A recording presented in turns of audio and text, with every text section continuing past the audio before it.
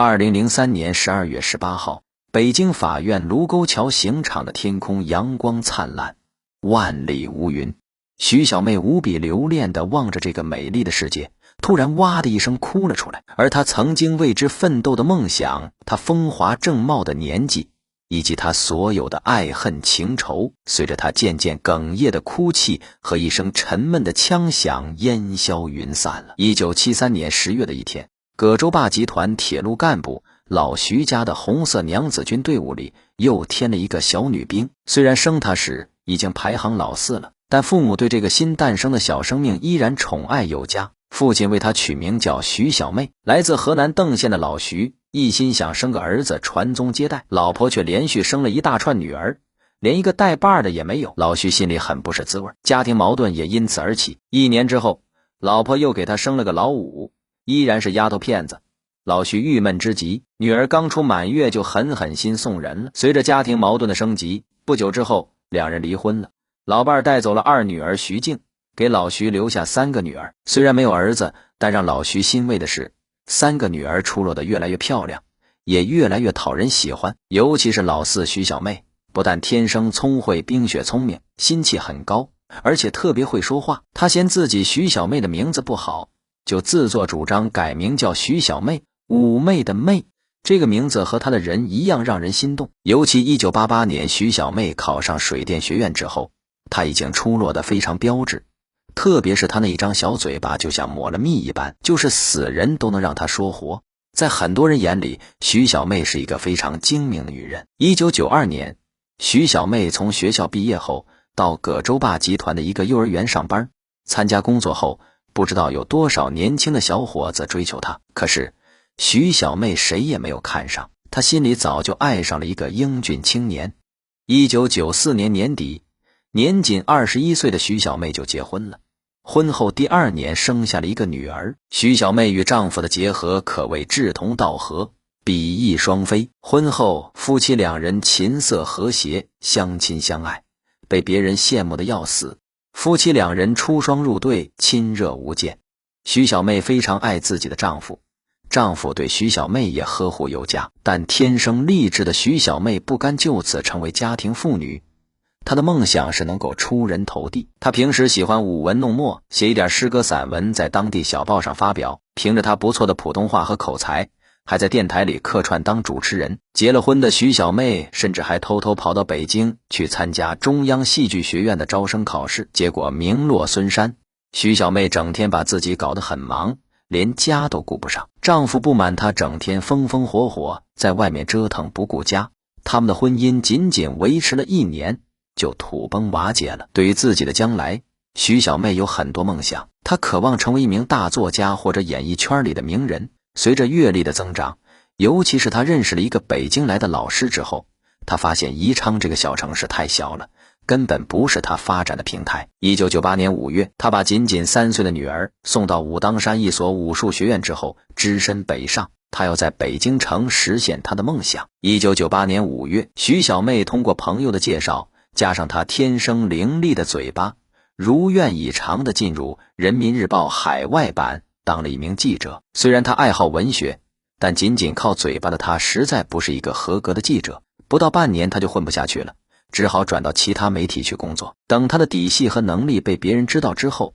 她再次跳槽。就这样，每隔3-4个月她就换一个工作，直到2001年8月，她应聘到了中国青年报大教育时代周刊。其实徐小妹在当记者的同时，还在朝阳区某服装市场租了几个服装摊做服装生意，还雇佣了几个人帮她看摊。她之所以不离开媒体，是因为媒体不但天大地大，满足了她追求文学的梦想，还给了她这个外来妹一个无冕之王的记者桂冠。这是追求虚荣的徐小妹绝对不能放弃的。更重要的是，记者的桂冠不但给自己带来了荣耀，还把一个比自己小4岁的高大帅哥送到了自己面前。说来也是有缘，作为记者，徐小妹每天都会接触很多人，其中不乏男性中的佼佼者，但他们对徐小妹来说都是匆匆过客。直到她邂逅了吴保卫。时间来到1998年炎热的夏天，夏天容易产生火热的爱情。这一年吴保卫21岁，徐小妹25岁。那天是当了记者不久的徐小妹去北京展览馆采访，她急匆匆走进展览馆入口的时候，迎面撞到一个高大男人的怀里。她抬起头刚要说抱歉，却看见一个高大的小伙子特别灿烂地看着自己笑。小伙子20岁左右，像一个年轻的篮球运动员，留着小平头，穿得朴朴素素的，很有朝气。当时徐小妹看着他，就觉得这个大眼睛的帅哥好像上辈子见过一样，印象特别深刻。吴保卫来自河南，跟徐小妹的爸爸是同乡，亲不亲故乡人。徐小妹不失时机的把自己的名片给了这个叫吴保卫的小伙子。不久后的一天，徐小妹正在报社绞尽脑汁忙着写稿子，突然桌上的电话响了。徐小妹一接，对方只喂了一声，徐小妹也喂了一声，她一下就特别清晰叫出了对方的名字，吴保卫。虽然只见了一面，但吴保卫洪亮的河南口音，徐小妹记得非常清楚。当时她很激动，这个小伙子竟然还这么执着，还记得自己。当天下午，吴保卫就来到徐小妹的报社接她共进晚餐。那天他特意打扮了一番，还夸张地抱着一束鲜花。就这样，徐小妹庆幸自己重新获得了爱情。经历过一次婚姻的徐小妹特别懂得这个小伙子的心思。对吴保卫这个年轻又没有感情经历的小伙子来说，徐小妹对他的那种百媚千娇是非常让吴保卫动情，而且很难拒绝的。何况徐小妹当时是一个漂亮女记者，她的身份是很让只是一个打工仔的吴保卫所仰慕的。风韵逼人的徐小妹信誓旦旦地对他说，自己要干出一番大事业，要成为中国最著名的女记者。吴保卫立即被徐小妹的才华派头和美女风范所折服。而在徐小妹眼里，身高1.83米的吴保卫虽然只是一个打工仔，虽然没有多少文化和金钱，但他有着成熟男人所缺乏的生猛和激情，有着一种真正的男子汉气概。1998年8月15号，徐小妹邀请吴保卫到自己家吃饭。吴保卫高兴地来到徐小妹家，一推门，客厅里站着一袭长裙的徐小妹。吴保卫让徐小妹产生了久违的激情，两人天天都要见面，疯狂地爱着。不久之后，徐小妹对吴保卫说，你单位的条件毕竟差一些，就搬过来住吧。吴保卫求之不得，立即搬进了徐小妹租住的房子。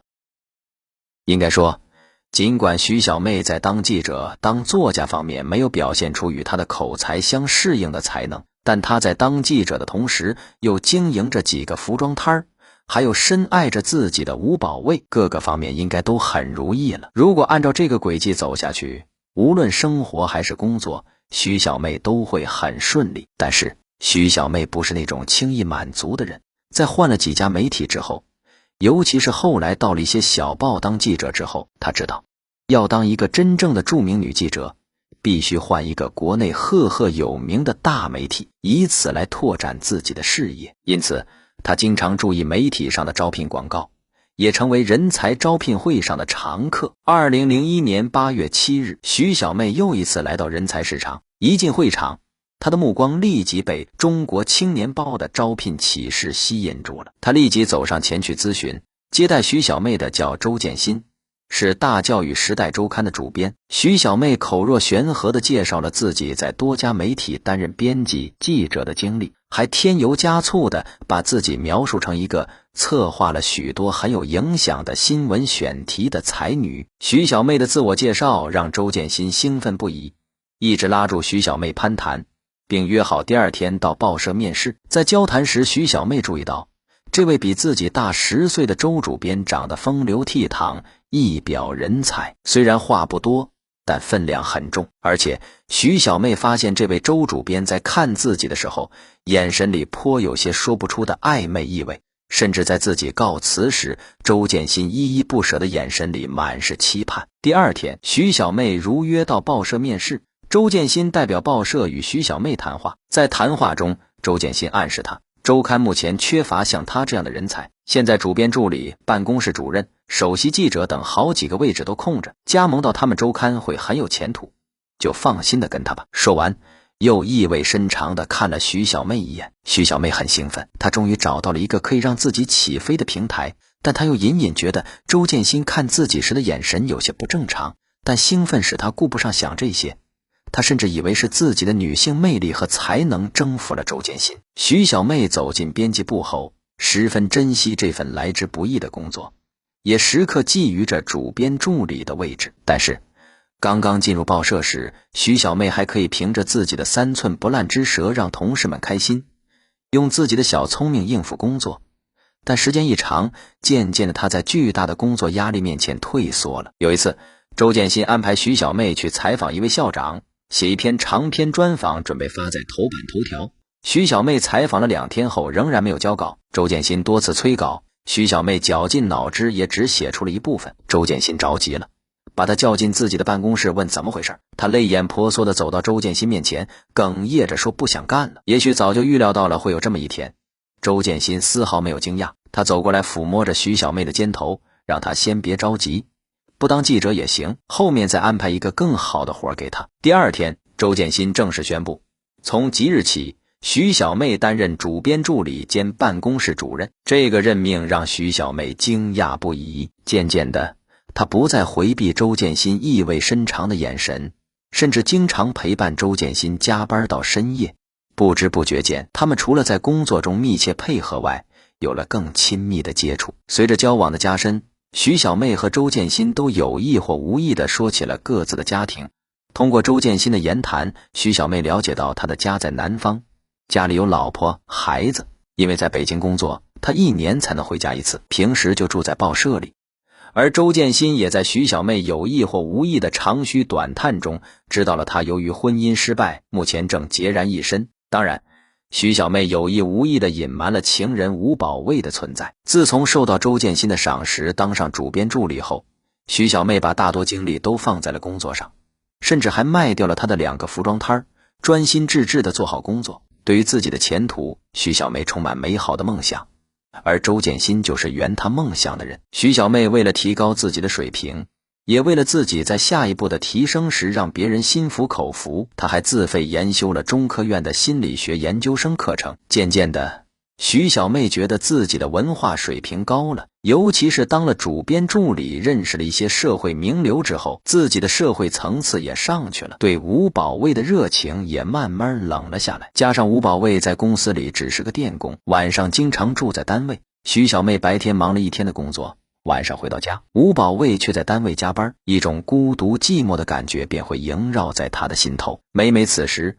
独对孤灯的徐小妹就特别渴望吴保卫的陪伴和爱抚。可是这时候吴保卫却正在岗位上脱不开身。10月的一天晚上，徐小妹突然肚子疼，她想让吴保卫回家送她去医院。她给吴保卫打过电话去，但吴保卫正在单位抢修线路，脱不开身。这时候徐小妹想到了周建新，打电话给周建新一说，周建新立即赶来了，这让徐小妹从心底里对周建新充满了感激。而对吴保卫，随着时间的推移，徐小妹心中充满莫名的失落和悲哀。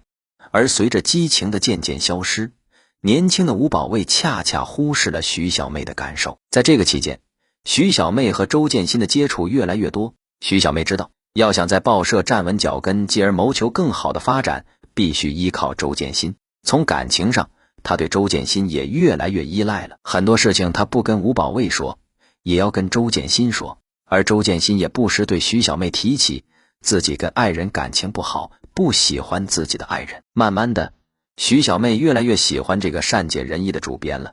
35岁的周建新看起来像27、8岁，跟自己的年龄悬殊也不大，再加上他的细心与体贴，这一切都让徐小妹感到亲切。2001年11月26号晚上，周建新和徐小妹在单位加班后已经很晚了。周建新请徐小妹到报社楼下的饭店去吃饭。徐小妹本来打算回家，但这几天因为一点小事情，刚刚跟吴保卫吵完架，心情不好，就跟周建新在饭店里喝起酒来。不胜酒力的徐小妹喝完1小瓶二锅头后，酒劲一上来，又要了一瓶。而周建新也跟徐小妹一起开怀畅饮起来。没多久，两个人的舌头和腿脚都不听使唤了。两个人相互搀扶着从饭店出来。徐小妹要回家，周建新提议去办公室喝点茶醒醒酒再回去。两人互相扶着回到报社周建新的宿舍里。醉意朦胧的徐小妹端着热乎乎的茶水，想起跟自己吵架的吴保卫，徐小妹的眼睛湿润了。从这之后，两个人一发不可收，两个人的私密关系一直紧锣密鼓地进行着。他们两个人的宿舍甚至办公室都成了两人私会的场所。他们几乎每周都要在一起。虽然周建新不如吴保卫生猛激昂，但他是自己的领导，会得到实实在在的好处。徐小妹仍然感到了快乐。徐小妹就这样与周建新勾搭起来。开始的时候，徐小妹虽然隐隐觉得这样下去对不住吴保卫，但她还是欢乐的，因为有一个爱自己的帅哥当爱人，还有一个自己的领导当情人，这毕竟不是谁都拥有的。而且周建新很有实力，是自己的顶头上司，自己的梦想还要靠周建新去实现呢。周建新对待徐小妹也不薄，每次外出时都委托她全盘负责全面工作，甚至人事安排也放手由徐小妹来决定。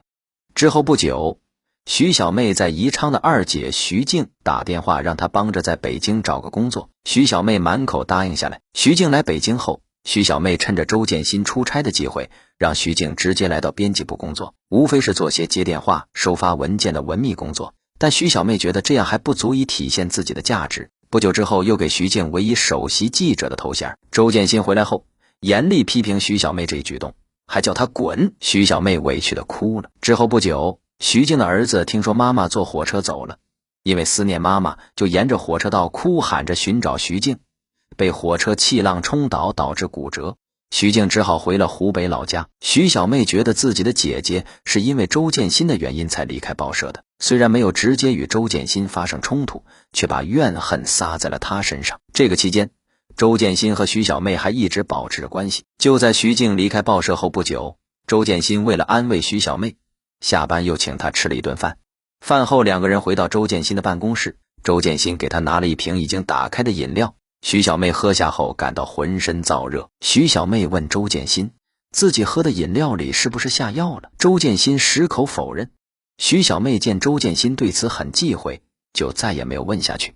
无风不起浪。徐小妹在周建新和吴保卫两个男人之间周旋的时候，周建新时常给徐小妹打电话，因为要一边应付周建新，一边还要敷衍吴保卫，徐小妹分身乏术。终于有一天，徐小妹和周建新在一起的时候被吴保卫发现了。吴保卫怀疑徐小妹跟周建新有私情，他决定跟徐小妹好好谈一谈，但徐小妹一口咬定她跟周建新只是上下级工作关系，绝对没有出轨行为，同时表示尽量减少与周建新的接触。虽然徐小妹否认，但吴保卫还是有疑虑，毕竟徐小妹跟周建新来往的频繁程度已经超出了正常范围。吴保卫跟徐小妹谈完后，觉得她根本没有悔改的意思，就此还专门跑到单位去找徐小妹，甚至与她发生了争执。自从吴保卫跟自己谈话后，徐小妹也很少在他面前提起周建新。吴保卫觉得他们之间已经不来往了，渐渐的就把这种不愉快忘到脑后。毕竟年轻单纯的吴保卫非常爱徐小妹，他也不愿意相信徐小妹会红杏出墙。依仗着与周建新的私情，徐小妹经常以报社领导的身份外出谈事情，这很让周建新不愉快。有一次，徐小妹联系了一单业务，对方将一张1万元的支票交给徐小妹。徐小妹将支票交给报社的财务入账后，就回老家办事去了。就在徐小妹外出期间，她所联系的单位发现徐小妹在联系业务时有隐瞒的情况，感到上当受骗了，就找到报社要求停止合作。周建新为了息事宁人，就将徐小妹上交给财务入账的支票退还给了人家。徐小妹从老家回来之后，一听说支票被周建新退回了，当时就在办公室跟周建新吵了起来，直到单位的同事们拉开后才罢手。矛盾的出现使徐小妹和周建新的两性关系慢慢淡了一些。如果他们就此收敛，个人回到原来的位置上，回到本来的生活轨迹上，这也许仅仅是一段不为人知的婚外恋，甚至对他们俩来说还可能是一段美好情缘的回忆。但徐小妹却加紧了对周建新权力的利用，而孤身在外的周建新对徐小妹的关系却越来越依赖，甚至呈现出一种变态的行为。他既喜欢这个百媚千娇的女人，又担心她的刁蛮，尤其担心徐小妹以怀孕为由要挟自己。这个期间，周建新把徐小妹看得越来越紧，事事都要徐小妹向自己汇报。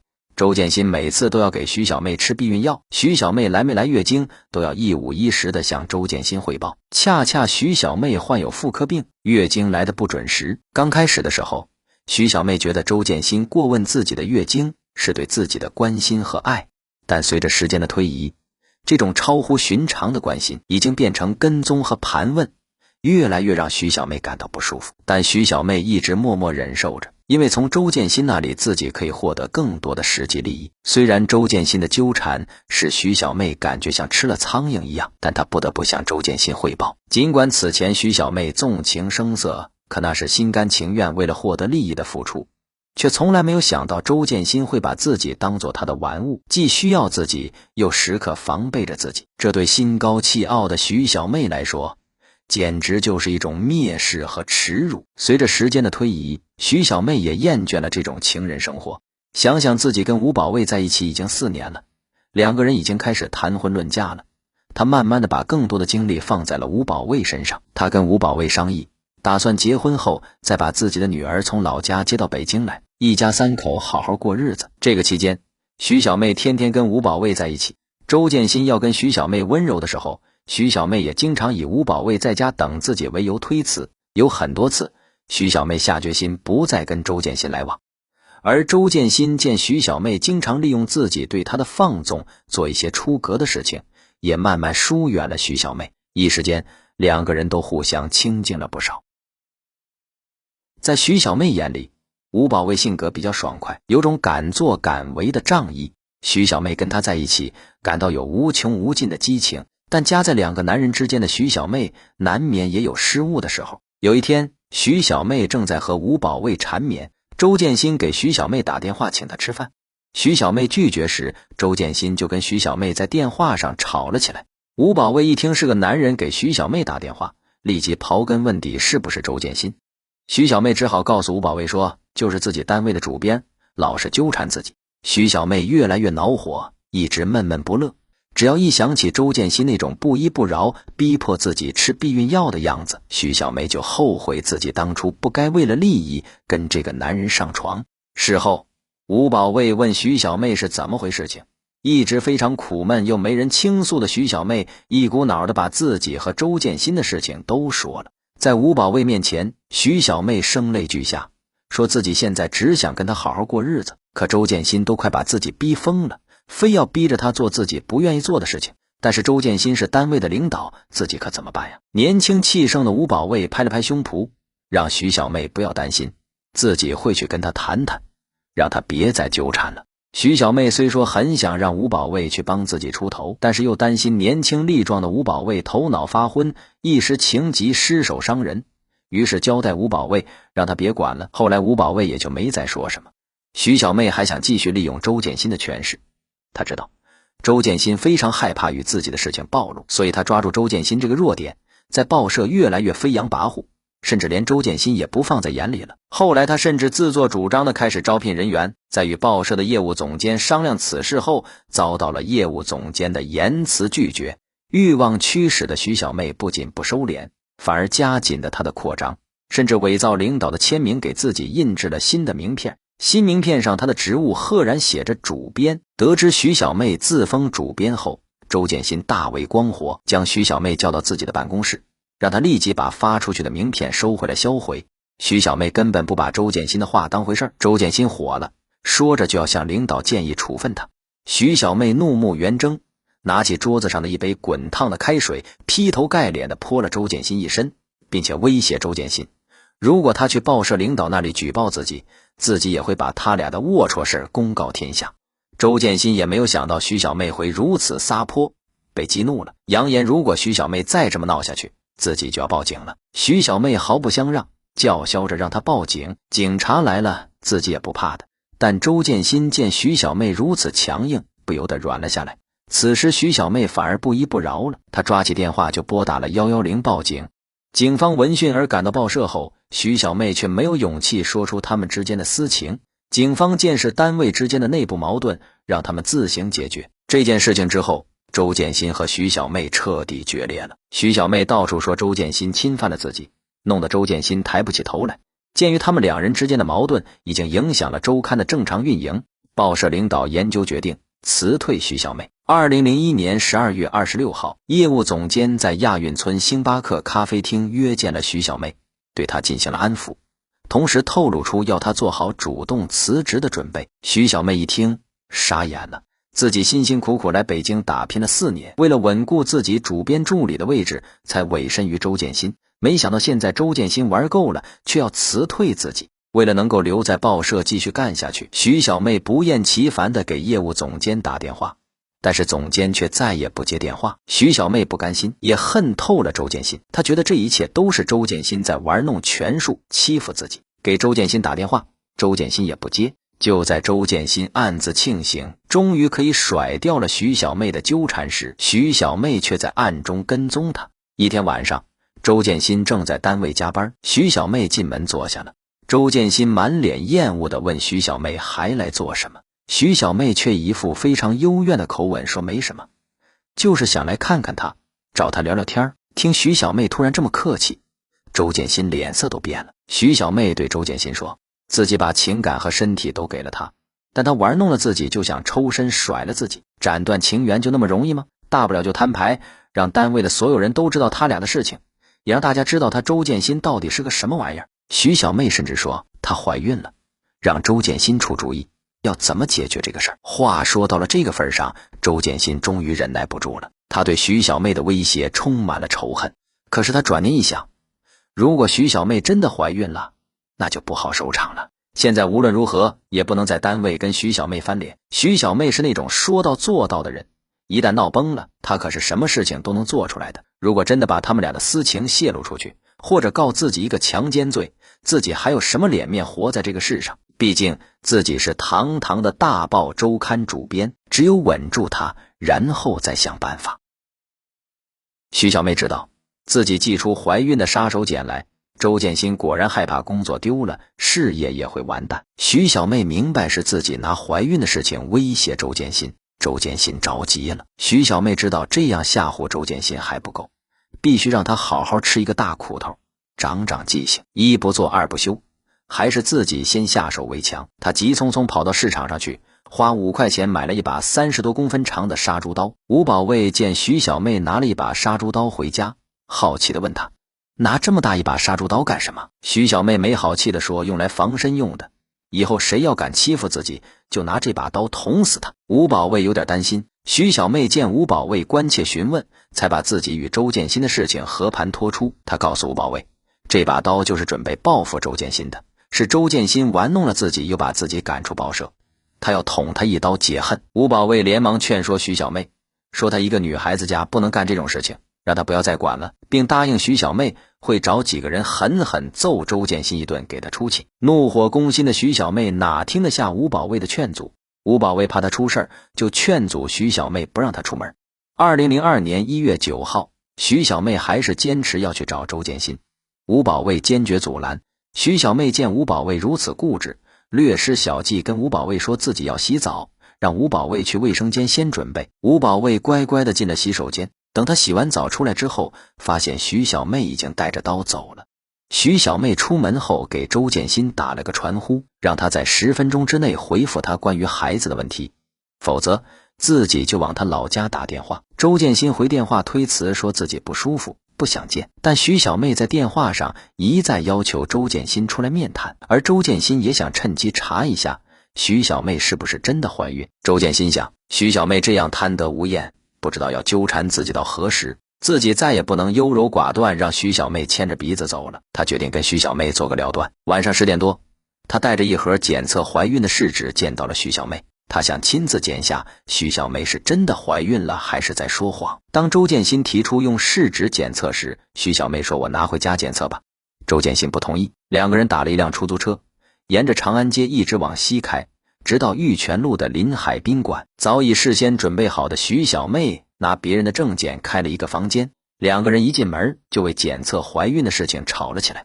周建新摔门离开房间要走，却被徐小妹死死地拉回了房间，并把请勿打扰的牌子挂在了门外把手上。进门后，周建新又一次提出分手，这一次徐小妹出奇地同意了，并说自己也特别理解周建新，他能打拼到现在的位置确实不容易，自己也不想影响他的前途，闹出事情来对谁都不好。一番话说到周建新的心坎里了，周建新以为从此就可以高枕无忧了。最后两个人约定今后只做好朋友，徐小妹提出在分手之前要最后深深的爱一次，周建新答应了，也许是最后一次了。徐小妹极力逢迎着周建新。完事后，周建新睡着了，但徐小妹翻来覆去睡不着，一直在考虑自己跟周建新这些日子以来发生的一切。